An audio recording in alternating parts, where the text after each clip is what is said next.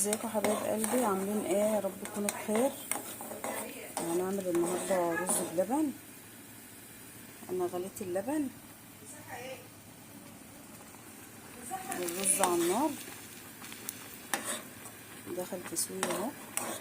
الكميه دي كلها كوبايه الا ربع، كوبايه الا ربع بالحجم ده كده، كوبايه الا ربع رز. غسلتها وصفيتها وحطيت عليها ميه، بس انت بتزودي الميه شويه عشان ايه؟ يستوى قوي.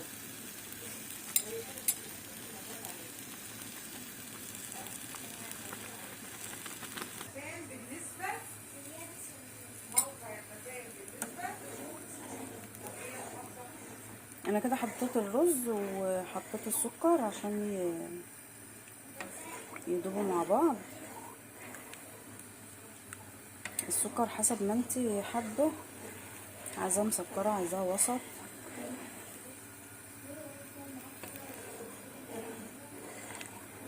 كده انا غليت اللبن وسويت الرز في حاجه لوحدها. اما استوى قمت حطاه على اللبن وحطيت السكر، يعني ده لبن ورز والسكر بس، ما حطيتش ولا نشا ولا اي حاجه لسه.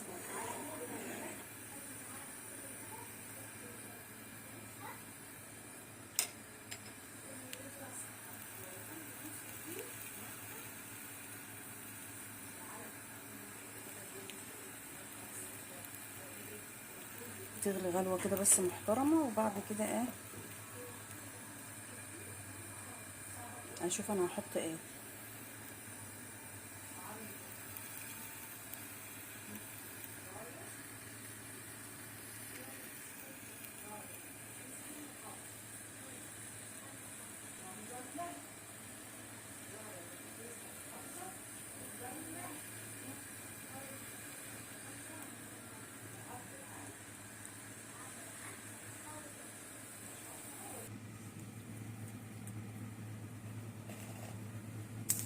هعمل بقى ايه؟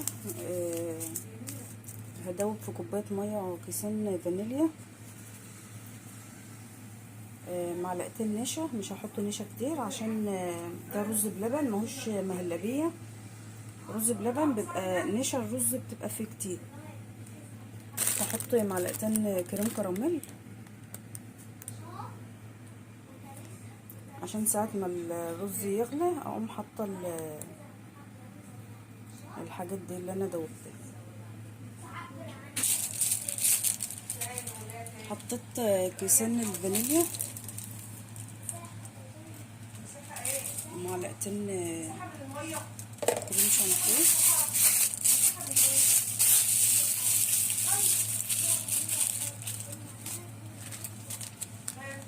نحط نشا،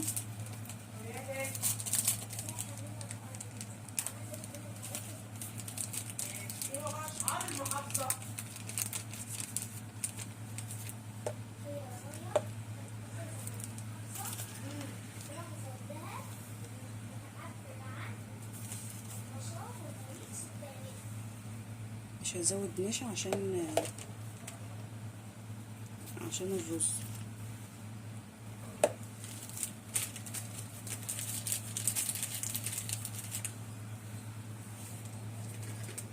والسكر انا حطيته في اللبن وهو بيغلي.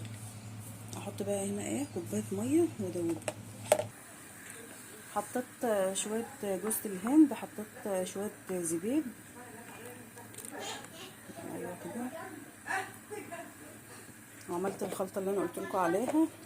3 معالق نشا، معلقتين كريم شانتيه مع كيسين الفانيليا.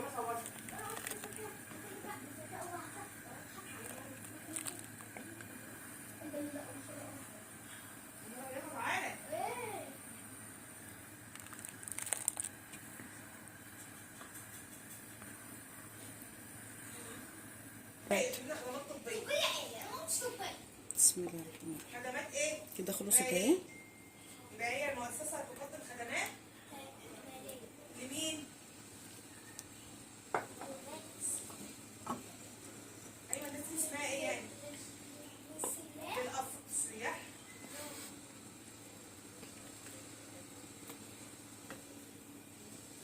هحطها في طواجن عشان ادخلها الفرن.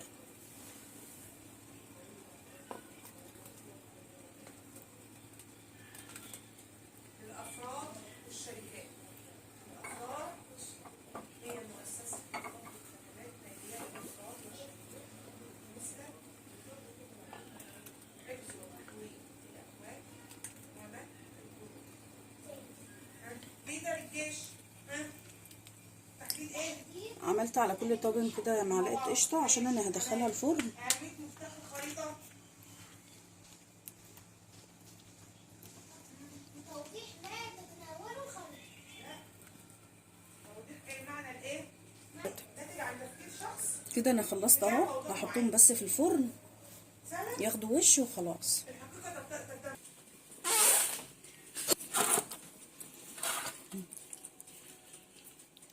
كده انا خلصت الرز بلبن بعد ما سويتهم على النار. حطيتهم في الطواجن وحطيت معلقه قشطه ودخلتهم الفرن شويه. عملوا بس وش. يلا يا قلبي عشان ما اطولش عليك الفيديو، تابعي القناه واشتركي فيها. باي.